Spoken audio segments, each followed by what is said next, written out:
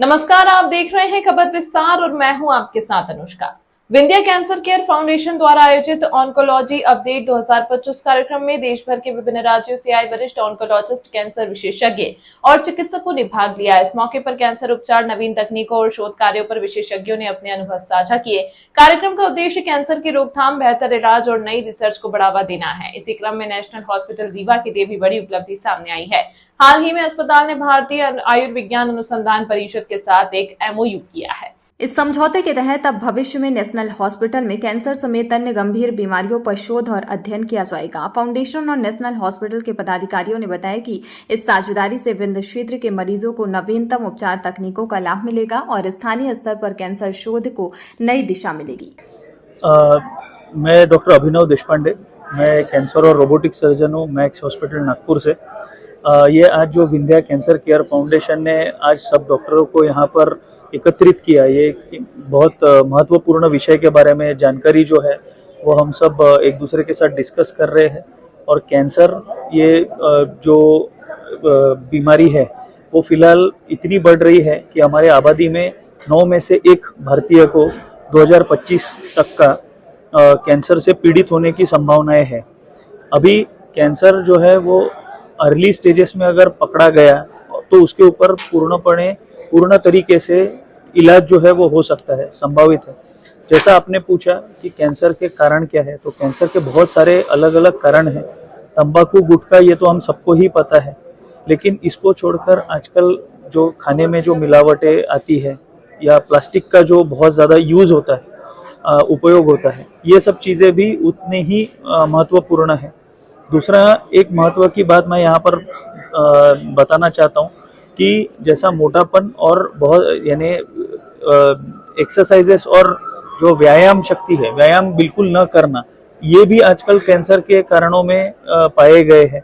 तो हमें जो हमारे पूर्वजों ने बताया हुआ जो हेल्दी लाइफस्टाइल, हेल्दी डाइट जो बोलते हैं कि नियमित मात्रा से, नियमित रूप से खाना खाना है, व्यायाम करना है रेगुलर, इस पर से जो फिलहाल के गाइडलाइंस है उसके मुताबिक 150 मिनट प्रति हफ्ते में अगर आपने एक्सरसाइज किया तो भी कैंसर के काफ़ी परसेंटेज में, काफ़ी मात्रा में कैंसर जो है वो कम हो सकता है। तो हमें दारू, बीड़ी, सिगरेट, तंबाकू, गुटखा, ये तो सब चीज़ें पता है और ये 100% इससे कैंसर होने की संभावनाएं जो बढ़ती है, तो इससे तो हमें दूर रहना ही रहना है। हमारे आसपास के लोगों को भी ये बात तो बतानी ही है। और इसके ऊपर से अगर कोई कैंसर पीड़ित व्यक्ति रहे तो उसका पूरा इलाज हो सकता है, ये भी ज़रूरी है हमें बताना, क्योंकि अभी काफ़ी सारे नए एडवांसेस आ गए हैं कैंसर के, इसमें भी ट्रीटमेंट्स में सर्जरी, कीमोथेरेपी, रेडिएशन। और आज विंध्या फाउंडेशन के माध्यम से जो ऑन्कोलॉजी अपडेट हो रहा है, तो इसमें काफ़ी सारी ये सब चीज़ों के बारे में जो नई चीज़ें आ रही है, जो नए टेक्निक्स आ रहे हैं, इसके बारे में काफ़ी अच्छा डिस्कशन आज यहाँ पर हो रहा है। यहाँ पे डॉक्टर्स की मात्रा जो है वो बहुत अच्छी है और सब कैंसर संबंधित जो डिस्कशंस हो रहे हैं, इसमें पेशेंट्स के आगे जाकर बेनिफिट होगा, ये मैं बहुत पॉजिटिवली सोचता हूँ। प्रारंभिक लक्षण क्या होते हैं, कैसे पता चलेगा कि इस पेशेंट को कैंसर? जैसा मैंने आपको बताया कि जैसा अभी कोई पेशेंट जो है वो दारू, बीड़ी, सिगरेट, तंबाकू, गुटखे का रेगुलर नियमित रूप से सेवन करता है, तो मुंह के अंदर में छाला आना, जो छाला जल्दी ठीक नहीं हो रहा है, या फिर वजन घटना, आवाज में बदलाव आना, गले में गठाने आना। अगर आप कैंसर को ओवरऑल देखते हैं तो 3 इंपॉर्टेंट महत्व की चीजें हैं। उसे हम अनएक्सपेक्टेड, परसिस्टेंट और अनयूजुअल, ऐसे 3 सिम्टम्स बोलते हैं। ठीक है, अनएक्सप्लेन्ड यानी जिसका हम कोई कारण नहीं बता सकते। अगर कोई इंसान को गले में एक गठान आ गई है या कोई स्त्री को स्तन में एक गठान आ गई है जिसका कोई कारण नहीं है, तो उसको हम अनएक्सप्लेन्ड सिम्टम बोलते हैं। अनयूजुअल यानी जो शरीर को नॉर्मल नहीं है, यानी जैसा कि नॉर्मल अपने शरीर की कुछ आदतें रहती है, सडनली उसमें चेंज होना, या फिर खांसी में या बलगम में खून गिरना, वजन कम होना, ये अनयूजुअल है। और तीसरा है जैसा मैंने बताया परसिस्टेंट, ये जो लक्षण है ये 1-1.5 महीना 2 महीने के भी ऊपर चल ही रहे हैं और इसमें कोई बदलाव नहीं आ रहा है, कोई सुधराव नहीं आ रहा है। तो ये सब जो है इसमें आपको आपके डॉक्टर को तुरंत मिलना जरूरी है, क्योंकि ये कैंसर के लक्षण हो सकते हैं। तो ये प्रारंभिक रीत्या 3 महत्व के कारण रहते हैं अनएक्सप्लेन्ड, परसिस्टेंट और अनयूजुअल जो हम सिम्टम्स बात करते हैं। कैंसर को लेके लोगों में भ्रम रहता है कि कैंसर लाइलाज है या भी इसका इलाज है, क्या इसका इलाज? नहीं, आजकल के इसमें जैसा मैंने आपको बताया कि ऐसे जो ऑन्कोलॉजी अपडेट्स रहती है, इसमें हमें आजकल यही अपडेट मिलता है अलग अलग लेवल्स पे कि कैंसर को हम कौन से रूप से और कौन से रीत्या हम उसके ऊपर मात कर सकते हैं। अभी आजकल एडवांस स्टेज के कैंसरों में भी अच्छी ट्रीटमेंट्स आ चुकी है।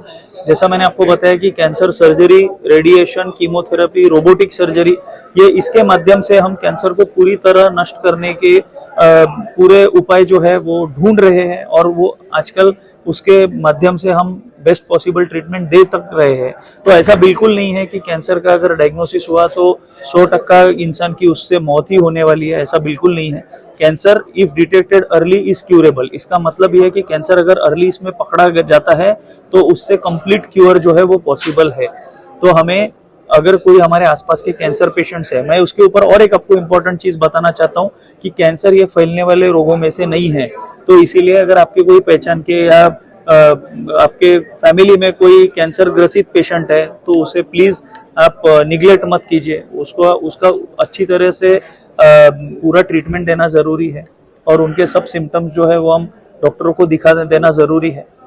ये फैलने वाले रोगों में से नहीं है, ठीक है। तो इसे हम लोगों तक पहुंचाए ये मैसेज कि कैंसर नॉन कम्युनिकेबल है, ये फैलने वाला कोविड समान नहीं है। तो हमें पेशेंट का अच्छे तरीके से इलाज करना भी जरूरी है और उनके तरफ ध्यान देना भी उतना ही जरूरी है। एक बात मैं बोलना चाहूँगा इसमें, मेरा नाम डॉक्टर अभिषेक तिवारी है, मैं एक मेडिकल ऑन्कोलॉजिस्ट हूँ और मैं लखनऊ से आया हूँ। सो मैं आपको ये बताना चाहूँगा, जो सर ने ये बात बताई है कि इनके क्षेत्र में आजकल रोबोटिक सर्जरी हो रही है, यानी कि क्या रोबोट्स क्या सर्जरी में आजकल यूज़ हो रहे हैं। ऐसे ही हमारे मेडिकल क्षेत्र में हमारे पास इम्यूनोथेरेपी और टारगेटेड थेरेपी के ड्रग्स हैं, जो हम लोग स्टेज 4 के यानी कि लास्ट स्टेज के जो भी कैंसर्स हो रहे हैं उसमें भी हम लोग इफेक्टिव और सटीक इलाज से उनको रोक सकते हैं। शायद ख़त्म ना कर सकते हो, बट ऐसे हमारे पास मरीज हैं जो कि सालों साल हमारे जो ड्रग्स हैं, ओरल ड्रग्स से हमारा क्या चल रहे हैं। तो ये बहुत इंपॉर्टेंट है ये बात का समझना कि इवन स्टेज 4 जो डिजीज़ है उसमें इलाज संभव है और इफेक्टिव है। इसके लिए आपको ओपिनियन चाहिए, इसके लिए आपको क्या राय चाहिए एक सर्जन की, ऑन्को सर्जन की या एक मेडिकल ऑन्कोलॉजिस्ट की। अगर जरूरत पड़ती तो हम लोग सिकाई से भी इलाज इसका क्या चालू करते हैं, सिकाई से क्या रेडिएशन की मशीन है। तो ये सब इलाज आजकल बहुत सामने आ रहा है और हमें चाहिए कि इस बारे में इंफॉर्मेशन और फैलाना, इंफॉर्मेशन आगे ले जाना।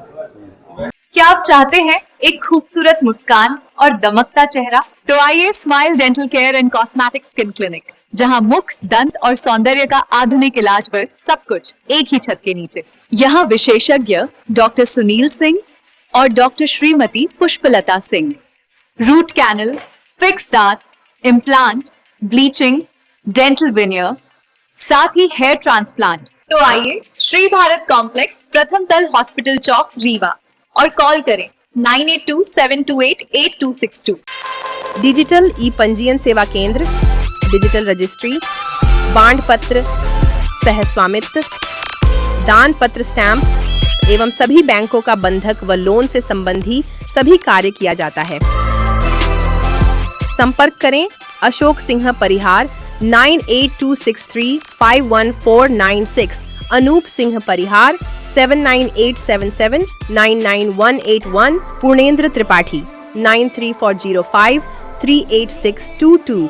हमारा पता है शॉप नंबर 401, 3rd फ्लोर, स्ने एस्पायर, बिसाइड महाराजा होटल, जिरिया, रेवा, MP।